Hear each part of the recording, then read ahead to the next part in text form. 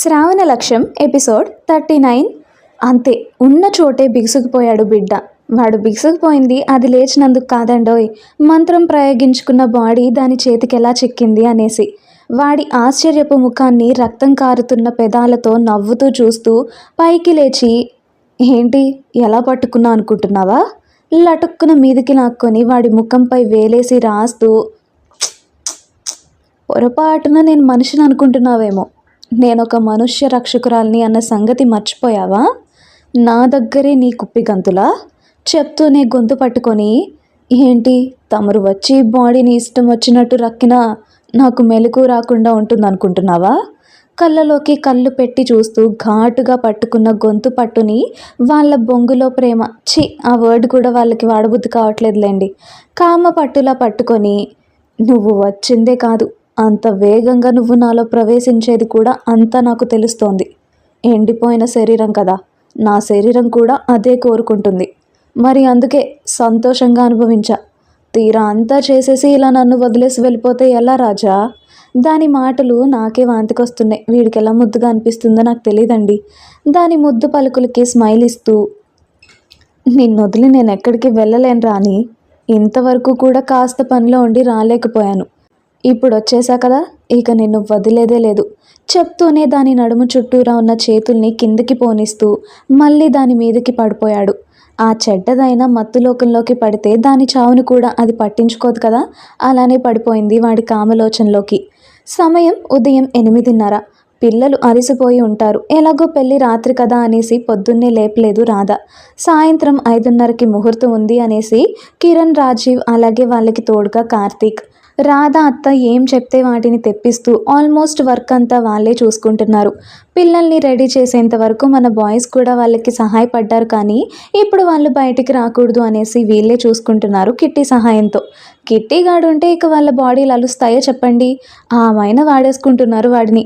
పాపం వాళ్ళు ఏం చెప్పినా ఎంత చెప్పినా ఒక్క క్షణం కూడా విసుగు చెందకుండా తన సొంత ఇంటిలోని పనులకి మళ్ళీ చకచకా చేసేస్తున్నాడు కిట్టి బిడ్డ. అది చూస్తేనే తనపై అభిమానం పెరిగిపోయింది కిరణ్కి.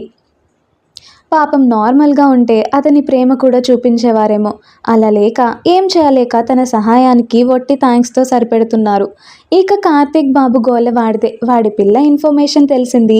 ఇక్కడ పెళ్ళిళ్ళన్నీ అయిపోయాక ఫ్రీ టైం చూసుకొని ఒకసారి పాప ఊరు వెళ్ళాలన్న ఆలోచనలో ఉన్నాడులేండి. సరిగ్గా 8:45కి మెలకు వచ్చిన షాలు మెల్లిగా కళ్ళు తెరుస్తూ మొదట చిన్న పిల్లలా పడుకొని ఉన్న తన 2 బుజ్జి ముండల వైపే చూపుని అలా తిప్పిందో లేదో, బుల్లి బుజ్జి ముండ సాల్తీనే లేదు అసలు అక్కడ. ఇంకొకటి మాత్రం ఆరాంగా ఆరేసుకొని మరీ పడుకుంది. అది చూడగానే నిద్రమత్తు వదిలిపోయి, శైలు, రే శైలు, ఓసై లేవే, శైలు కనపడట్లేదు అరుస్తూనే గీతుని లేపి విప్పి పారేసిన తాడుల్ని చూస్తేనే దారి గుండా ఉన్న తాడుల్ని చూసి బాల్కనీ వైపుగా వెళ్ళింది షాలు. తను వెళ్ళిన నిమిషానికి తన అరుపుల వల్ల ఉలిక్కిపడి లేచిన గీతుకి మ్యాటర్ అర్థం అవటం ఆలస్యం. పరుగున తన వెనకే వెళ్ళిపోయింది. బాల్కనీలో రైలింగ్ని పట్టుకొని సూర్యకిరణాలు తన తెల్లని మేనిఛాయని వేడిగా తగులుతున్నా పట్టించుకోక బయటగా ఉండే వాళ్ళ గార్డెన్ వైపే నిలిపేసింది తన చూపులన్నీ. అవి గమనించిన షాలు తను ఎక్కడికి వెళ్ళలేదు అని ఎగిసి పడుతున్న గుండె సవ్వడిని కాస్త నెమ్మదించుకొని, శైలు ఇక్కడేం చేస్తున్నావురా అడుగుతూనే అటుగా చూసిన షాలు కంటికి ఎవరో ఒక తాత తన మనవరాల్ని ఆడిపిస్తూ అల్లరి చేపిస్తూ కనిపించాడు. ఎప్పుడైతే షాలు మాటలు శైలు మెదడులోకే కాదు తన కనుచూపు పొరల్లోకి కూడా చేరిపోయిందో, రెప్ప కూడా వాల్చకుండా అటుగానే చూస్తున్న దాని కళ్ళకి ఒక్కసారిగా భంగం కలిగిపోయి టక్కున కళ్ళు మూసి తెరిచింది శైలు. ఒక్క క్షణం షాలు శైలు చూపుల్నే కాక తన కళ్ళని కూడా గమనించి ఉండుంటే బావుండు. అప్పుడే వాళ్ళకి కాస్తైనా తన సబ్కాన్షియస్ బ్రెయిన్లో ఏం నడుస్తుందో అర్థమయ్యేది. అటుగా చూసి ఇటు చూస్తున్న షాలుని చూసి నీరసంగా తన మీదకి వాలిపోతూ, వదినా గుడ్ మార్నింగ్ నీరసంగా పలుకుతూనే పడిపోతున్న వాళ్ళ బేబీని హే అంటూ గట్టిగా పట్టేసుకొని మెల్లిగా లోపలికి నడిపించారు. బెడ్పై కూర్చోబెడుతూ, శైలు లేరా, తెల్లారిపోయింది చెంప తట్టి పిలుస్తుంటే. ఆకలేస్తుంది వదినా, ఏమైనా పెట్టవా క్యూట్గా అడిగింది శైలు. తన క్యూట్ మాటలు విన్న వాళ్ళిద్దరే కాదు, అక్కడ తన క్యూట్ మాటలతోనే నిద్రలేచిన మన సిద్ధు బేబీ పెదవులు కూడా అందంగా నవ్వేశాయి. హా బంగారం తెస్తా, ముందెళ్ళి మీరిద్దరూ ఫ్రెష్ అయ్యి రాపోండి చెప్తూనే గీతుకి సైగ చేస్తుంటే, హా బేబీ దా వెళ్దాం. తన మాటకి అరగుడ్డు తెరిచి చూస్తూ 2 చేతుల్ని పైకి లేపి, నన్ను ఎత్తుకుపోవా అడిగిన దాని మాటలకి మెడిగుడ్లు వేసుకొని చూస్తూ, అమ్మో బేబీ దానా, నేను నీ మొగుడిని కాదు ఎత్తుకుపోవడానికి, నా కాడ ఎక్కడుందో అంత బలం, రేపు పెళ్ళాయాక రోజు సిద్ధుతో ఎత్తుపించుకుందులే కానీ ప్రస్తుతానికి దా వెళ్దాం. తమాషాగా మాట్లాడుతూనే తనని మెల్లిగా పైకి లేపి వాష్రూమ్లోకి నడిపించింది గీతు. వాళ్ళని నవ్వుతూ చూస్తూ అత్తకు కబురు పెట్టేంతలో రాధనే వచ్చేసింది లోపలికి. ముఖం మీద నీళ్లు పడితే కానీ నిద్రమత్తు వదలక చల్లటి నీటి స్పర్శకి బిత్తరపోయి చూస్తూ, ఆహా దొంగదానా, నా ముఖాన్ని నీళ్లు కొడతావా, ఉండు నీ పని చెప్తా అంటూ బకెట్ నీళ్ళెత్తేసింది గీతుపై. అనుకొని ఆ హఠాత్ పరిణామానికి నిండా తడిసిపోయిన గీతు నోరంతా తెరుచుకొని చూస్తూ తన పొజిషన్ చూసి నవ్వుతున్న శైలుని లాగి బాత్ టబ్లో పడేసింది. అది చూసి, ఆహా పంది ఏంటి ఇది, అయిందా, బాగా అయిందా, లేకపోతే నా నెత్తిన నీళ్లు పోస్తావా, ఇప్పుడు నువ్వు కూడా పూర్తిగా తడిచిపోయావు, ఇప్పుడు నవ్వవే కిలకిలమంటూ చెప్తూనే నవ్వేసింది గొల్లున. దాని మాటలకి రోషం ముంచుకొచ్చి వాటర్ పైప్తో యుద్ధం శైలు స్టార్ట్ చేస్తే షవర్తో యుద్ధం గీతు స్టార్ట్ చేసేసింది. లోపల నుంచి చిన్నపిల్లల్లా వీళ్ళు చేస్తున్న గోలకి బయట కోడలతో మాట్లాడుతున్న అత్త చెవులకి చిల్లులు పడి, అబ్బబ్బా మీరింకా చిన్నపిల్లలు అనుకుంటున్నారే అలా గోల చేస్తున్నారు. కంగున మోగిన రాధత్త గొంతుకి ఇద్దరు ఒకరినొకరు బల్లిల్లా అతుక్కుపోయారు. షట్ అయిన వాళ్ళ నోరుల్ని చూసి ముసిముసిగా నవ్వుకుంటూ, నే టిఫిన్ పంపిస్తా బేబీ, ఆ దయ్యాలకి తినిపించు. అత్తయ్య అలాగే నవ్వుతూనే చెప్పింది శాలు. తల్లి గొంతు ఆగిపోగానే మళ్ళీ మొదలెట్టేశారు వాళ్ళ అల్లరిని. అది అర్థం చేసుకుంటూనే కాసేపు వాళ్ళతో పాటు తాను ఒక చిన్న పిల్లలా చేరిపోయి గోల చేసేసి ముద్దుగా తడిచిపోయిన తన ముద్దుల మరదల పిల్లల్ని తల్లిలా చివాట్లు పెడుతూ తల తుడిచేస్తూ రెడీ చేయడం మొదలుపెట్టింది శాలు. తన పని తాను చేస్తుంటే వాళ్ళ పని వాళ్ళు అన్నట్టు ఎక్కడా సరిగ్గా కూర్చోక రూమ్ అంతా వట్టి టవల్స్తోనే తిరుగుతూ గోల గోల చేస్తూ అల్లరి చేస్తూ తెగ ఆడేసుకుంటున్నారు ఆ కోతులు. వాళ్ళ అల్లరి మాన్పించి వాళ్ళని పూర్తిగా రెడీ చేసేసరికి దీని తల ప్రాణం తోకకొచ్చేసింది అనుకోండి. అమ్మ దొంగ మొఖాలారా, నాకు పిల్లలు అవసరం లేదే, ఈ 2 దయ్యాలు చాలు.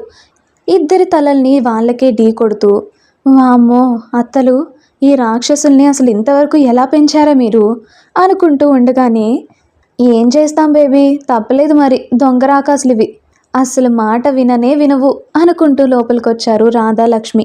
వాళ్ళ మాటలకి వాళ్ళని గుర్రుగా చూస్తూ, మేమెప్పుడు మీకు రాక్షసులమే అలిగి కూర్చున్న ముద్దు గొమ్మల్నే చూస్తూ నవ్వుతూనే శాలుని ఫ్రెష్ అప్ అవ్వమని పంపించి మూతులు ముడుచుకున్న ఎవరి బిడ్డలకి వాళ్ళు వాటి గుర్రు చూపులను చూస్తూనే నోట్లో కుక్కేశారు ఇడ్లీలని. తల్లులపై కోపంగా ఉంటూనే ఆకలి ఉండటంతో లబలబా లాగించేశారు ఇడ్లీలన్నిటినీ. పిల్లలకి తినిపిస్తూనే శైలుని చూసి, అదేంటక్క పిల్లకి పెళ్లి చీర కట్టలేదు, తనకు విషయం తెలియకనే అడిగింది లక్ష్మి. లక్ష్మి చెప్తే కానీ అల్లరి పిల్ల బుర్రలోని బల్బు వెలగక తింటూనే తనను తాను చూసుకొని, అమ్మో అవును మమ్మీ నేను ఇది చూసుకునే లేదు అసలు. లక్ష్మి మాటలకి జవాబు చెప్పేలోపు దాని అల్లరి మాటలు వినిపించి, నీకు అసలు ఒంటి మీద బట్టలున్న సంగతి అయినా సోయి ఉంటే కదా తెలిసేది, దాన్ని నెత్తిపై నెడుతూనే, నీకు తెలీదా లక్ష్మి, సిద్ధుకి శైలుకి పెళ్ళి రేపు, ఈరోజు ఈ 2 జంటలకి మాత్రమే అంటూ శ్రీశైలంలో స్వామీజీ చెప్పిన ముహూర్తం దాని ప్రత్యేకత అంతా విడమర్చి చెప్పేసింది లక్ష్మితో. ఆ మ్యాటర్ గుర్తుకు రాగానే, అమ్మమ్మో అలా అయితే రేపటి వరకు నేను ఇక్కడే ఉండాలా, నా కన్నాని చూడలేనా, నా బుజ్జిదాన్ల పెళ్ళి చూడలేనా, ఆహా అలా నేను ఉండలేను, నా అన్న బావల పెళ్ళి నేను చూడాలి.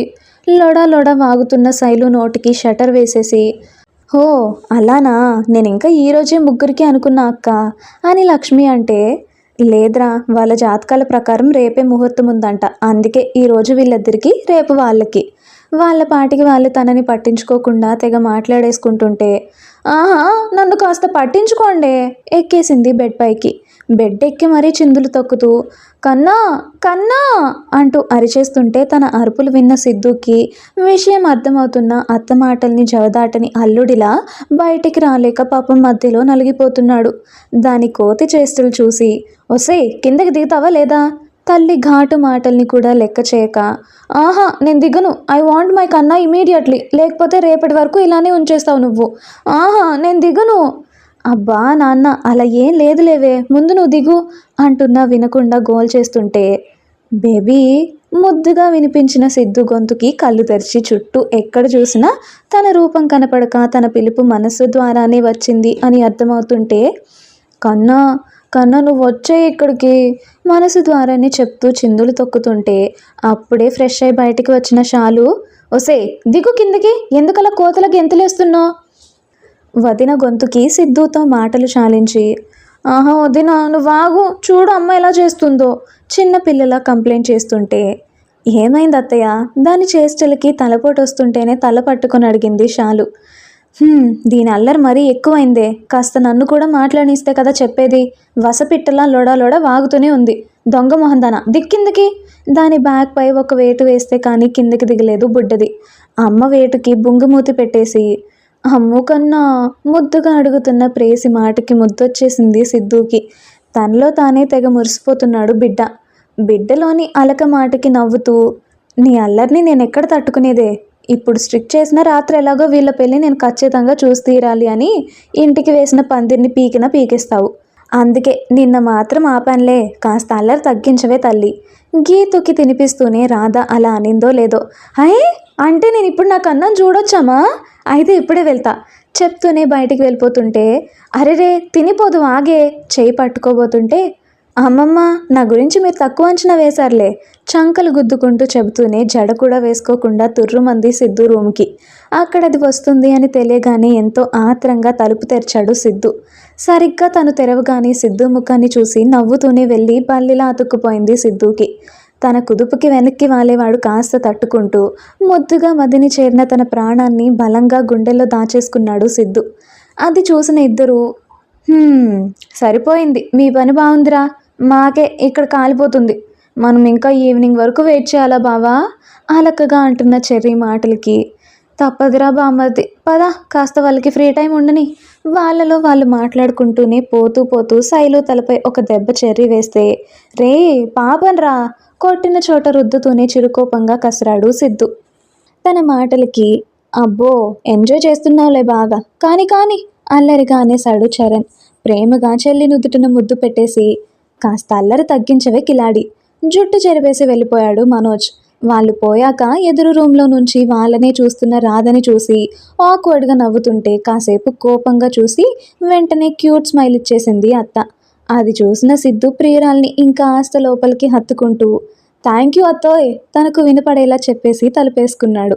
అది చూసి దొంగచాటున రాధ కళ్ళు గప్పి బయటకు వెళ్ళాలని చూస్తున్న ఇంకో బుడత దాని మూవ్ని పసిగట్టేసి, నువ్వెక్కడికే, పద లోపలికి. గీతు కొంగు పట్టుకొని లోపలికి లాగేసి డోర్ వేసేసింది అత్త. ఆహా పెద్దమ్మ ఇది తూచ్, అది పోయింది కదా, నేను పోతా. చిందులు తొక్కుతుంటేనే, వాతలు పడతాయి అల్లరిదాన, దానికంటే పెళ్ళి రేపుంది కాబట్టి తప్పక పర్మిషన్ ఇచ్చా, అది కూడా అల్లరిది, మరీ గోల ఎక్కువ చేస్తుందని అని రాధ అంటే, నీకలా లేదు పాప, తమరికి ఈరోజే పెళ్ళి, మర్చిపోకు, పద షాలుని రెడీ చేద్దాం అని అంది లక్ష్మి. ఇద్దరమ్మల తీపి చివాట్లను వింటూనే తన చెర్రీ బేబీని తలుచుకుంటూ పనిలో పడిపోయింది గీతూ పాప. నిల్చున్నవాడు అలానే బెడ్ పైకి వాలిపోతూ ప్రేయసి బంగారపు ఛాయ్ నుంచి గుప్పుమని వస్తున్న సుగంధాలు, పసుపు, చందనపు సువాసనలకి మతిపోతుంటే అతి కష్టం మీద తనని తాను కంట్రోల్ చేసుకుంటూ, బేబీ అంటూ పిలిచాడు మెల్లిగా సిద్ధు. తన పిలుపు వినగానే ముద్దుగా విచ్చుకున్న పెదవులతో నవ్వుతూ తల మాత్రం పైకెత్తి తన తలని సిద్ధు గుండెపై ఆనిచ్చి మెల్లిగా కళ్ళు తెరిచి తన ప్రియుడి మనోహరమైన ప్రతిరూపాన్ని అంతా ఆ కనుల లోతులలో నిక్షిప్తంగా బంధించేసుకుంది శైలు.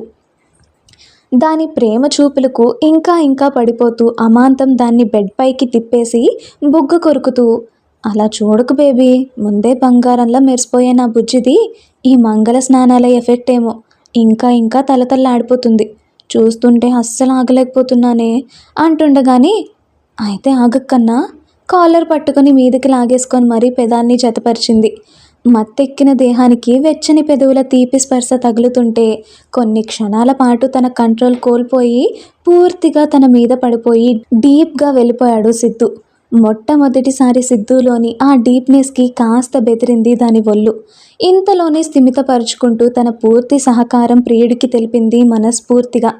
సరిగ్గా గంట తర్వాత షాలుని అంతా రెడీ చేసేసి తనకు టిఫిన్ కూడా పెట్టేసి బయటకొస్తూనే, రే శైలుగా మరీ ఎక్కువసేపు ఉండకే, ఎవరైనా చూస్తే బాగోదు చెప్తూనే కిందికి వెళ్ళిపోయింది రాధ.